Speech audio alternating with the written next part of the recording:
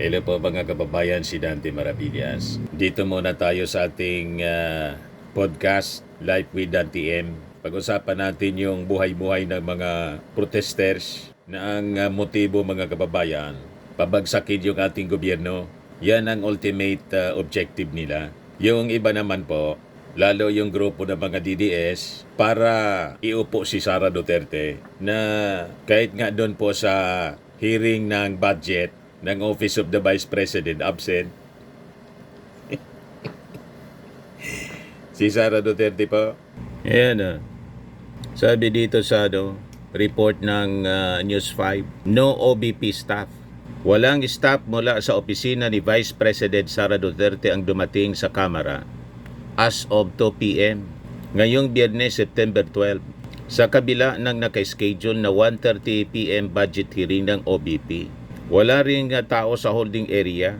Ang ibig sabihin niya, hindi kaya niyang i-defend yung kanyang budget. Lalo't nag-report kahapon yung Office of the Vice President na 20 million plus yung gastos ni Sara sa travel, local and foreign travels, na wala man pong uwi. Walang gains para sa ating bansa. Lahat lang para sa maisog. Kaya ngayon mga kababayan, kung may ghost flood control projects, may ghost OBP staff. Walang nag-attend po, ghost. Invisible. Yan walang katao-tao, mga kababayan.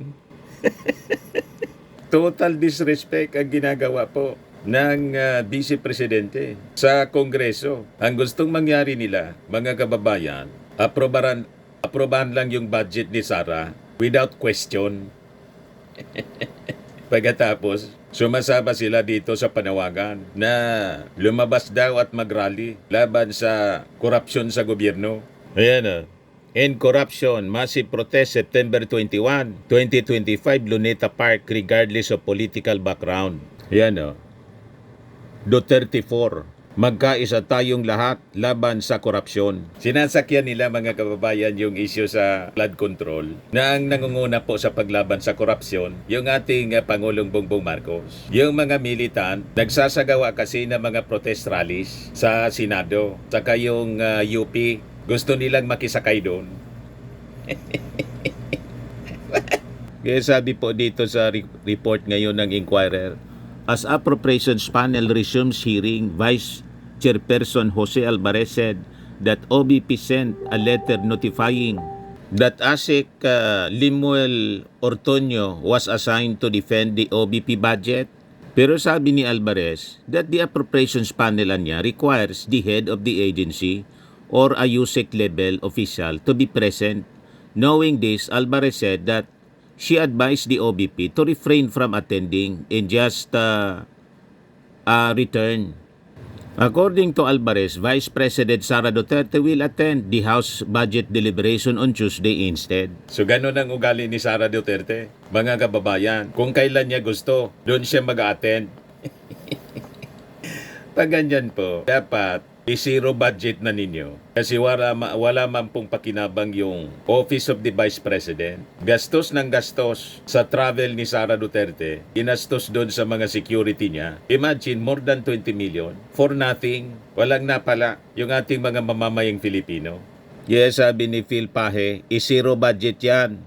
Sabi ni Madilim, huwag bigyan ng budget, arte, papansin na kaayo. Wala mang respeto sa kanila, si Sara Duterte. So bakit pa nila bibigyan yung budget? I-zero budget yan. Hindi man nagtatrabaho po. Ang ginagawa, lahat yung parali ng maisog na ang panawagan, Marcos resign.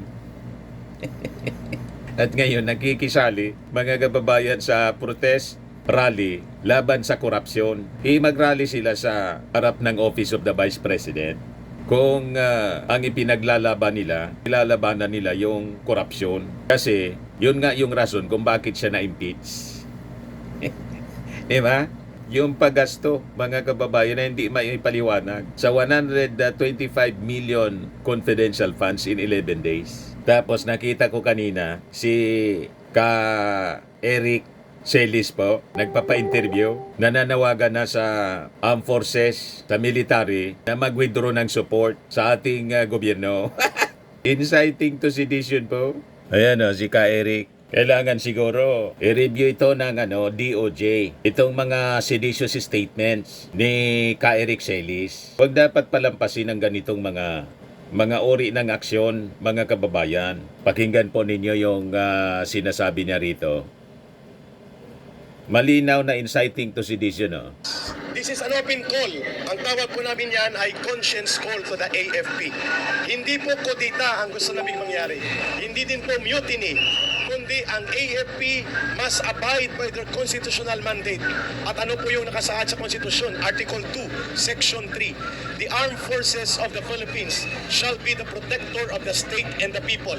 When the government, like what we are having right now under Marcos, does not serve the interests of the people, but rather facilitates the crime of plunder, it is only proper for the AFP to stand with the side of the people.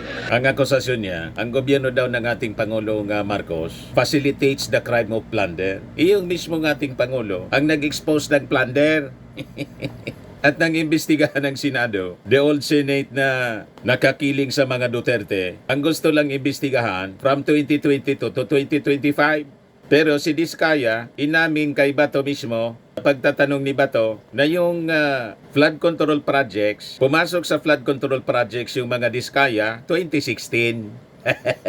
At lumabas sa investigasyon ng Congress, tumiba sa panahon ng Duterte, yung pamilya Diskaya, pero ayaw imbestigahan ng Blue Ribbon Committee ang kaalyado ninyong senador na si Marcoleta. Buti na lang nakudita yung Senado. Yun ang tamang kudita. Huwag kami Ka Eric Celis. Alam ng taong bayan ang kwento. Kaya galit yung mga tao. Sabi ni James Tingley, basta kalbo, parang si Bato. Sabi ni Bernardo Sanyo, bantilan ang nawong. Sabi ni The Bikers, bugok na animal. Yan tao yung tuta yan ni Dot. alam na dis, mga kababayan. Sabi ni Maine, ay kung makauto sa armed forces, kala mo hawak sa liig. Bakit si BBM ang tinutulig sa ninyo? Siya nga ang naghahabol at nagbunyag kung sinong mga magnanakaw. Maging matalino naman kayo kahit konti. Sabi ni Danny Bueno, los. Alam mga kababayan ng taong bayan ang sitwasyon. Yung ating Pangulo po, ang mismong nagbulgar. Ngayon, sumakay yung iba-ibang grupo, yung mga makakaliwa, ganun din kasi ang agenda ng makakaliwa, resign all. Ngayon sila nagrarally nang i-expose ng ating Pangulong Bongbong Marcos. Dapat nga po, matuwa sila sa naging aksyon ng ating Pangulo. Pero okay lang kung halimbawa mag-rally sila. Basta matiwasay po. Kaya lang ang agenda nila po, gayahin yung sa Indonesia at sa Nepal. Hindi naman po tayo payag sa ganon. Violent protest. Nadadamay kahit yung mga inosente, yung mga sibilyan, pati mga negosyo sinira na po, pati mga hotel, pati yung mga sasakyan sinunog. Anong klaseng protesta yan mga kababayan? Di ba kabaliwan? Gusto mong umunlad pagkatapos yung mga properties ng gobyerno, hindi man nakakaano yung gobyerno, kasama sa sinunog yung mga opisina ng gobyerno. Galit sila doon sa mga tao. So in our case, mismo na yung ating Pangulo yung nangunguna. Dapat suportahan ninyo. Kaya lang iba man yung agenda ninyo eh. Ialam naman yan ng ating mga mamamayang Filipino. So ito, sinugod nila yung Senado, pinagbabato ng kamatis yata yung pinagawa nilang tarpaulin ni may mukha ni Jinggoy sa ni Villanueva. Ayan eh. Pinagbabato ng itlog yata, kamatis. O itlog.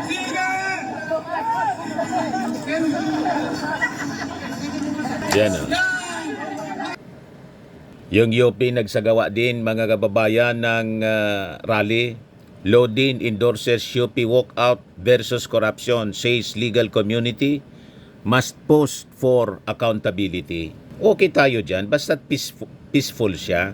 Yan o, sabi dito, hundreds of University of the Philippines students along with members of various group walk out of their classes and staged a Black Friday protest in front of the College of Arts and Letters The protest comes amid anomalies plaguing the government's flood control projects. Yan po, yung mga nagrally kanina. Inang nag-expose po ng flood control projects anomalies yung ating Pangulo sa SUNA. Diba? Tapos, kaya nakalkal yung napakarami, nagsumbong yung tao. Kasi, nilons ng ating Pangulo yung sumbong sa Pangulo na naging base ng privilege speech ni Ping Lacson. Nasusubaybayan po ng mga mamamayang Filipino kung ano ang kwento. Pagkatapos makikisakay kayo para gatungan ang damdamin ng mga mamamayang Filipino. Gusto ninyong ilihis para sumanib sa mga protest rallies ninyo, idama yung ating Pangulong Bongbong Marcos. Walang kinalaman dito yung ating Pangulo. Kasi kung may kinalaman siya mismo, hindi na siya magpapaimbestiga. Diba? Yes, sabi ng mga nag-react. Anong bago? Parating gustong pabagsakin ng gobyerno, okay lang po muna kung kapuna-puna. Basta alam mo din, pumuri kung kapuri-puri. Balansi dapat, kontrahin pag may mali, suportahan pag mabuti. Kaso lahat sa inyo mali. Alam naman natin po kasi, ang UP, anti-Marcos. Hindi lang anti-Marcos, anti-government, pero ang nagpapasweldo sa kanila, nagpapaaral sa mga estudyante, taxes from the Filipino people. Kasi infiltrated sila ng mga anti-government. O diba? Alam yan ang ating mga mamamayang Filipino. Kaya hindi kayo makakuha ng suporta from the masses. Yes, sabi ni Melody Alvarez, nananawagan kayo, people power. Bakit? Sino gusto ipalit na presidente? Si Sara Lustay? Bakit di natin patapusin si Marcos? Ginagawa naman niyang tungkulin niya. Diba? Sinupalpal kayo. Sabi ni Chris Obihas, "Hay, mag-aral kayo para may panlaban kayo." Sabi ni Engineer E, pinag-aral kayo ng gobyerno para kalabanin ng gobyerno. Kapag nakagraduate na at nakaposisyon sa gobyerno, pag nanakawan din yung gobyerno, only in the Philippines. Kaya nga po, napakaraming naging congressman, senador galing UP at humawak sa mga national positions, graduate ng UP, hindi man maalis yung korupsyon. Yung iba pa sa mga Catholic schools, pinag-aral ng magulang. Pero nung makapasok sa gobyerno, naging kurakot. O diba? Pasalamat kayo. Yung ating Pangulong Bongbong Marcos siyang nangunguna sa paglaban sa korupsyon. Pagkatapos nakikisakay kayo. Gusto ninyong i-hijack yung issue sa pagkikipaglaban sa korupsyon. Maiya naman kayo. Kaya gusto nila itong gawin sa September 21, massive protest daw, end corruption. Kasi yung September 21, yung declaration ng dating Pangulong Marcos Sr. sa martial law, gusto nilang idikit doon. Diba? Nanggagatong kayo ng gulo. Sinasakyan ninyo yung issue sa korupsyon na ang nag-expose mismo yung ating Pangulo. Pagkatapos gusto ninyong patalsikin. Ano kayo, siniswerte? Ito yung latest na balita na patunay, sincero yung ating Pangulo sa pakikipaglaban sa korupsyon. Yan pag-free sa assets ng mga sangkot sa flood control, isinusulong. Inanunsyo ni Department of Public Works and Highways Secretary Vince Dizon na makikipagpulong siya sa Anti-Money Laundering Council sa Lunes, September 15 para pag-usapan ang posibleng pag-freeze sa assets ng mga umano'y sangkot sa maanomalyang flood control projects. I will meet with the Anti-Money Laundering Council sa Lunes para ma-discuss na natin ang posibleng freezing and later on forfeiture of assets ng mga involved dito sa grabing pagnanakaw ng pondo ng bayan, saad ni Secretary Dizon sa kanyang press conference ngayong Biyernes. So nakita ninyo ang sincerity ng ating gobyerno, lahat ito sa utos ng ating Pangulong Bongbong Marcos. Ito siya. So, I just have a few announcements to make. Been a very interesting and long week, but again, I just wanted to reiterate Independent Commission on Infrastructure at binigyan ng ICI ng mandato na busisiin ang mga infrastructure projects over the past 10 years. Hindi ang flood control at hindi ang The past 10 years. Sakop yung panahon ni Digong. Past 10 years, which includes, I think, even the time pa of Pinoy. No? So, Panahon pa ni Pinoy. we are looking forward to working with the Independent Commission once they are set up. We will cooperate fully with them. We have already secured the documents here in DPWH Central, and we have ordered securing of documents throughout the country at the regional and district offices to prepare for the investigation of the Independent Commission on Infrastructure. So,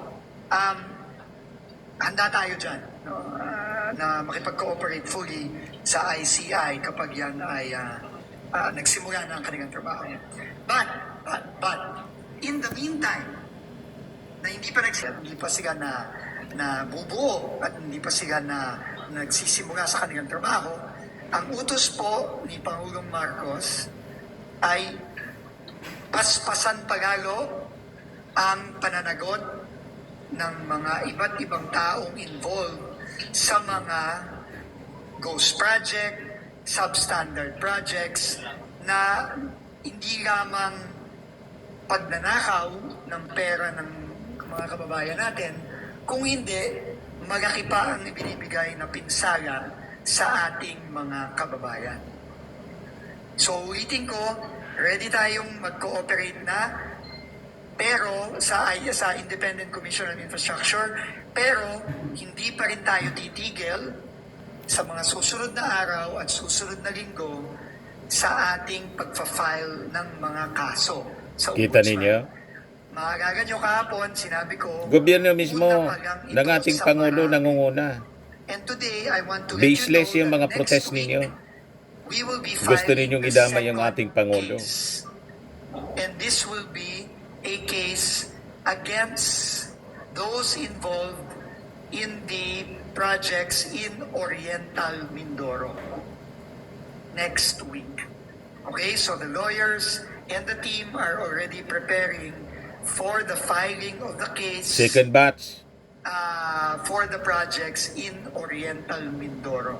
Kinausap ko na rin si Governor Bons Dolor at in-inform ko na siya at siya po ay nagsabi sa akin na sasama daw po siya sa pag-file ng kaso sa Miyerkules next week. So yun po, no? We will be filing similar cases but now against the people involved both within DPWH and the contractors involved in the Oriental Mindoro projects that we saw for ourselves noong Wednesday, last Wednesday. So, yun ang unang announcement. Nakakuha kami ng report galing kay Senator Raffy Tulfo about a Second announcement yan. official of the DPWH. His name is Attorney Mikael Tupas, Attorney for Legal Service. May report na medyo abusado itong opisyal na ito ng DPWH. Ayaw daw siyang papasukin sa isang gated na subdivision ng isang guard. Nagalit siya, pinagmumura niya yung guard. Tapos, binalikan pa niya, may kasama daw na pulis ba? Pinahuli pa yung guard na obviously ginagawa lang naman yung guard ang kanyang trabaho. So, I just want to let you know that effective today, I have relieved Attorney Tupas of his position. Walang pwedeng mag-abuso po. Copies of this relief order Tinatanggal po. that I signed today. So makikita ninyo, pati mga abusado, walang pinapalampas yung ating administrasyon ngayon, lalo na po sa DPWH. O ngayon, kahapon, lumabas yung pangalan ni Retired Justice Bernabe, nasabi kasama sa napangalanan sa Independent Commission with Senior Associate Justice Antonio Carpio. O ngayon, may announcement siya ngayon. Ito, sabi dito sa report ng abogado.com.ph, ex-Supreme Court Justice Bernabe turns down independent commission seat tasked with investigating corruption in government projects, Politico reported. Perlas Bernabe had been approached to join the fact-finding body, a source with knowledge of the matter said earlier. Malacanang has yet to disclose the members of the commission, which will be composed of chair and 2 members who should be persons of proven competence, integrity, and independence. Yan na niya, Mr. Maravillas, sabi mo dyan na tinorn down pala. Ako, duda naman po ako. Sa totoo lang, duda ako sa mga lumilitaw na pangalan. Di ba sabi ko sa inyo, hanggat hindi mula sa bibig ng ating Pangulo, unang Palasyo Malacanang mismo, official announcement, kung sino yung mga magiging members, chairman and members ng Independent Commission, hindi man tayo naniniwala doon sa mga lumilitaw na pangalan. Kasi ang duda ko po, pinapalitaw ito, hoping na baka mapansin ng ating Pangulo. Ano ba? Kasi may kanya-kanyang interes yan. Halimbawa si Magalong, pinapalitaw na siyang magiging member o pwedeng manguna sa investigation. Unang-una, ayaw ng ating Pangulo ng politiko. At siguro alam naman ng ating Pangulo kung ano yung motibo ni Magalong kung bakit salita ng salita. At si Magalong, nung panahon ni Digong, dekada na po ang korupsyon sa DPWH sa flood control. Tahimik sila. Tahimik siya. Pero ngayon, nang magsalita yung ating Pangulo, magsuna, biglang sumakay si Magalong. Ganon din si Babe Singson, yung DPWH secretary ni Pinoy. Ako tingin ko, mga operators ng Dilawan ang nagpapalitaw sa mga pangalan na to para siguro hindi mabuking yung mga anomalya ng previous administration. Matalino yung ating Pangulo. O ngayon, itong si Bernabe nag-decline. Yan ang pinapalabas dito sa balita. Ako tingin ko po, wala man dapat siyang i-decline kasi hindi man siya in-invite. O diba? Wala akong tiwala dito sa mga balita na ang source po, unknown, a source with knowledge of the matter said earlier, Bernabe had been approached to join the fact-finding body. Duda ko, pinapalitaw nila yung mga pangalan para nagbabakasakali. Pati si Antonio Carpio, yung dating senior associate justice. Alam naman natin ang mga alliance nila. Si Antonio Carpio dating anti-Marcos, di ba? Yung panahon ng kampanya, I think kasama nga siya doon sa nag-file ng disqualification laban sa ating Pangulo. Ngayon lang, siyempre nanalo, medyo naglaylo siya. Parte siya ng isang bayan. Yan mga grupo ng mga Dilawan, iba-iba ang pangalan, pero pare-parehas ang iba-ibang pangalan ng grupo, pero pare-parehas man lang ang kulay.